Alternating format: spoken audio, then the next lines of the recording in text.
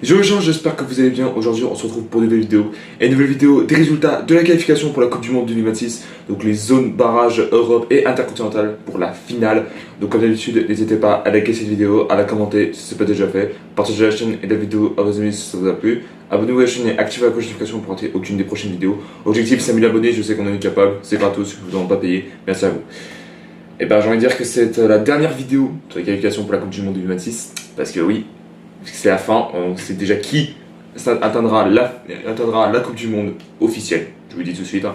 Et surtout qu'autre détail, c'est qu'il y a eu des surprises. Je vais faire ça comme ça, enfin, c'est surprise. Il y en a qui c'est chaud bouillant, et il y en a qui sont dégoûtés.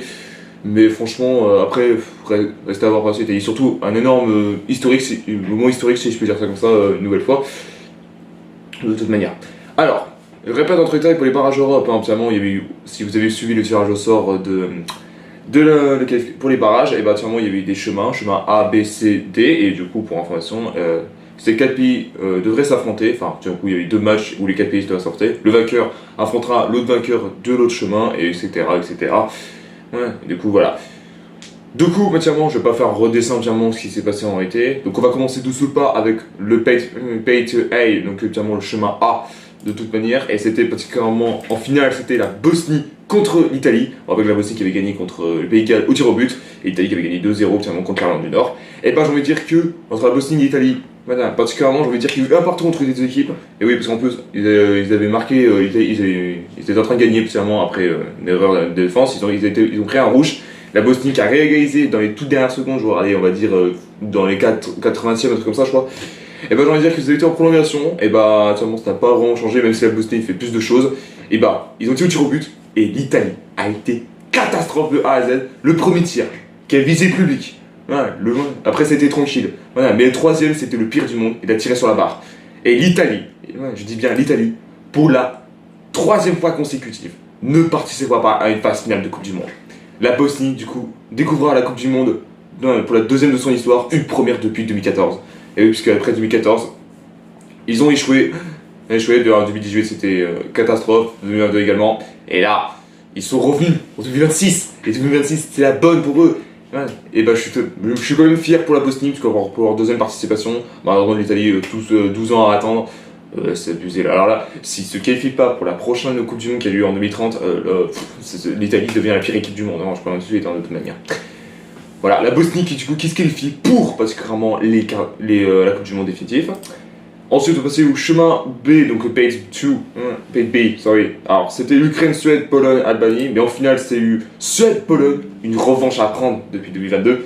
Et bah, la revanche, elle est tenace, elle est tient, parce qu'il y a eu 3-2 pour la Suède. La Suède, du coup, qui retrouve la Coupe du Monde. Voilà, bon, c'est pas une première, mais c'est une première depuis 2018. Je rappelle qu'en 2022, ils ont échoué en finale à cause de la Pologne. Et du coup, la Suède, qui retrouvera la Coupe du Monde. De toute manière, franchement, bravo à eux. Malheureusement, Robert Lewandowski ne connaîtra pas cette Coupe du Monde. Peut-être la dernière fois qu'on le verra avec la Pologne. Restera pas la suite. Ensuite, on va passer au pays C, donc le chemin C. Et en finale, c'était Kosovo contre la Turquie. Alors là, par contre, je veux dire, même s'ils ont bien galéré la Turquie a quand même gagné 1-0, mais ils ont quand même galéré contre le Kosovo. Et pourtant, le Kosovo, ils font très peur et surtout très surprenant, si je peux dire ça comme ça. De toute manière, la Turquie qui se débarrasse du Kosovo, la Turquie qui retrouve la Coupe du Monde, une première depuis 2002. En rappelle qu'en 2002, ils ont fini 3e de la Coupe du Monde. Alors ce n'est pas les plus grosses surprises en 2002 parce que l'équipe était quand même excellente. Bon, c'est pas partie favorite, mais clairement l'équipe avec les joueurs qu'ils avaient, chaud patate en réalité, de toute manière. Et du coup la Turquie qui retrouve la Coupe du Monde, une première depuis 24 ans plus tard, donc en 2002. Voilà, et du coup on verra comment ça va se passer. Le Kosovo, bravo quand même à eux pour un parcours aller atteindre la finale des barrages. Dommage que c'était un pas de la Coupe du Monde, mais bon, à un moment donné, il fallait pas s'y attendre de toute manière. Et pour finir, du coup, les barrages Europe, c'est Pays D, donc notamment chemin D. Donc en finale, il y a eu République tchèque contre le Danemark. Et ben j'ai envie de dire qu'il y a eu un partout en 90 minutes. En prolongation, il y a eu 2 partout, les 2 équipes ont marqué. Et j'ai envie de vous dire qu'entre les ailes, le Danemark a eu beaucoup de mal à tir au but, puisque la République tchèque a gagné 3-1. Bon, je précise un truc détail, au gardien, ce n'est pas Peter Schmeichel. Voilà. Et, parce qu'en réalité, lui, il n'était pas là parce qu'il était blessé. Maintenant, c'était le troisième gardien de Danois, même s'il a fait un arrêt. Là, il y en a un qui est un peu plus fort et qui a visé la Lune, et un autre qui a fait l'arrêt. Du coup, la République tchèque qui retrouve la Coupe du Monde, une première depuis 2006. Alors, c'est plus la même équipe depuis des siècles, hein, je sais plus comme ça, depuis dans le XXe siècle, oui, parce qu'on rappelle à l'époque de ça, la République tchèque n'existait pas, c'était Tchécoslovaquie, donc la République de Slovaquie. Et la Slovaquie à l'époque, ils étaient excellents, j'ai envie de vous dire, de toute manière. Du coup, voilà, c'est fini pour les barrages Europe. On va passer en barrage intercontinental, du coup pour la finale. Du coup, le premier finale qu'il y a eu, c'était RDC contre Jamaïque. On rappelle que la Jamaïque avait gagné 1-0 contre la Nouvelle-Calédonie, du coup à l'extérieur. Et une nouvelle fois la Jamaïque, encore une fois à l'extérieur, mais contre la RDC beaucoup plus costaud. Donc quand même réussi à gagner. Bon, quand même gagné, mais pas grand chose, hein. 1-0 au total. La RDC, du coup, qui retrouve la Coupe du Monde. Alors, franchement, si je dis pas de bêtises, je crois que c'était une première depuis 1974. Alors, enfin, je dis peut-être des conneries, les gars, mais je crois que c'était ce moment-là. Et à l'époque, ça s'appelait pas comme ça, hein. Ça s'appelait pas la RDC, ça s'appelait ZR. Alors, ne cherchez pas, de toute manière.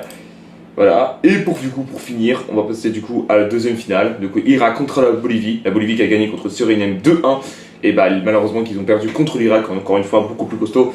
L'Irak a gagné 2-1 contre la Bolivie. Et du coup, l'Irak qui retrouve la Coupe du Monde. Et une première depuis 86. Donc 1986, si je peux dire ça comme ça. De toute manière. Voilà, donc c'était tout particulièrement pour les barrages Europe et les barrages intercontinental. Voilà, c'est la dernière vidéo que vous aurez sur la qualification pour la Coupe du Monde. La prochaine, c'est pour la Coupe du Monde, en juin, le 11 juin, direct. Alors, il y aura peut-être, si je pourrais, il y aura peut-être un live, particulièrement pas réaction, mais peut-être commentateur, etc., sur TikTok. Donc n'hésitez pas à follow, de toute manière. Voilà, je veux rusher les 50 followers, comme ça, actuellement, je suis plus tranquille pour la suite. Et comme ça, je pourrais faire des lives de mon côté. De toute manière, ça me ferait plaisir. Merci à ceux d'avoir suivi cette vidéo, n'hésitez pas à liker, à la commenter si ce n'est pas déjà fait. Partagez la chaîne et la vidéo à vos amis si ça vous a plu. Abonnez-vous à la chaîne et activez la notification pour rater aucune des prochaines vidéos. On se retrouve très bientôt pour une nouvelle vidéo. Peace.